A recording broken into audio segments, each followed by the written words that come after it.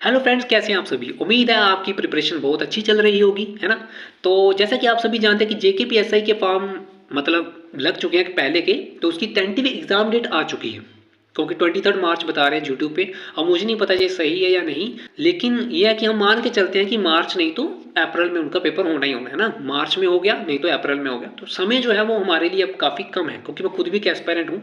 तो अब हमको राइट स्ट्रेटजी से पढ़ना चाहिए। जिस तरीके से मैं पढ़ रहा हूँ, मैं अपना एक एक्सपीरियंस शेयर कर रहा हूँ आपके साथ अभी का। ठीक है, मैं नहीं कह रहा मेरा एग्जाम क्लियर हो चुका है, मैंने ये पढ़ लिया ये वो, नहीं ऐसा नहीं है। मैं खुद एक एस्पायरेंट हूँ, तैयारी कर रहा हूँ अभी। तो उस तरीके से तो मैं नहीं कह सकता आपको, मैं खाली अपना आपको शेड्यूल बताता हूँ कि मैं इस तरीके से मैं कर रहा हूँ फॉलो, है ना। देखो, पिछले जो सब इंस्पेक्टर था उससे एग्जाम जो पैटर्न है वो बिल्कुल चेंज हो चुका है। पहले जनरल अवेयरनेस में मतलब एक मेन रोल होता था उसका, लेकिन इस बार क्या है कि मैथ जो है वो कहीं ना कहीं मेन रोल अदा कर रहा है। यानी 200 में से 60 मार्क्स तो मैथ ही है ना, और 40 मार्क्स की पीछे रीजनिंग है। फिर उसमें कंप्यूटर भी है, अच्छा 15 क्वेश्चन आएंगे यानी 30 मार्क्स का, और 30 मार्क्स की इंग्लिश है, और 40 मार्क्स के आपके उसमें जनरल अवेयरनेस है। तो मेरा जो मानना है कि मैं किस तरीके से मतलब देख रहा हूँ कि मैं मैथ को ज़्यादा समय दे रहा हूँ क्योंकि जो नीड है उसकी, उससे कम रीजनिंग को हालांकि मैं इतना भी नहीं, क्योंकि रीजनिंग जो है वो कहीं ना कहीं उसको आप 1 घंटा या 1.5 घंटा आप डेली अगर पढ़ लें तो वो सफिशिएंट है ना।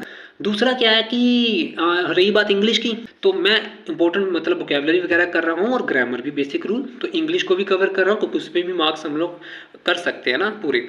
दूसरा हमारा रह गया कंप्यूटर। तो कंप्यूटर में भी जो सब्जेक्ट मतलब जो टॉपिक उन्होंने सिलेबस में दिए हैं, तो मैं कोशिश कर रहा हूँ उन्हीं पे ही फोकस रखूँ जो बेसिक एग्जाम्स में पूछे जाते हैं पहले के। यानी प्रीवियस ईयर तो आपको देखना ही पड़ेगा ना, तो प्रीवियस ईयर भी आपके पास होनी चाहिए, पता चल जाता है कंप्यूटर के किस लेवल के क्वेश्चन होते हैं। क्योंकि कंप्यूटर कहीं ना कहीं अपने आप में टफ सब्जेक्ट होता है, क्योंकि प्रैक्टिकली सब्जेक्ट और हम उसको थ्योरेटिकली जब पढ़ते हैं तो क्वेश्चन समझ नहीं आते कभी कभी टॉपिक पढ़ने के बाद भी, जो मुझे प्रॉब्लम फील होती है। और डेली का 1-2 सब्जेक्ट आप जनरल अवेयरनेस का भी रखें, चाहे कोई भी हो, चाहे जनरल ज्योग्राफी हो, चाहे हिस्ट्री हो, चाहे पॉलिटी हो, एक सब्जेक्ट को एक था ना, तो करंट अफेयर को भी थोड़ा थोड़ा पढ़ते रहे। तो इस तरीके से मैं फॉलो कर रहा हूँ, मैं आपको बता रहा था, जबकि मैं खुद इस चीज़ को फॉलो कर रहा हूँ और बता नहीं रहा हूँ आपसे, खुद ऐसे शेयर कर रहा हूँ। ठीक है, मेरी जी नहीं है, बाकी आप जिस हिसाब से पढ़ रहे हैं आप अपने हिसाब से तैयारी करिए। मैं आपको बिल्कुल भी नहीं कह रहा कि मेरी ही स्ट्रेटजी जी है तो मैं इस तरीके से आप करो, मैं आपको नहीं कह रहा। मैं फिर बताता हूँ, मैं अपनी राय शेयर कर रहा था आपके साथ, शायद आपसे भी कुछ सीखने को मुझे मिल जाए।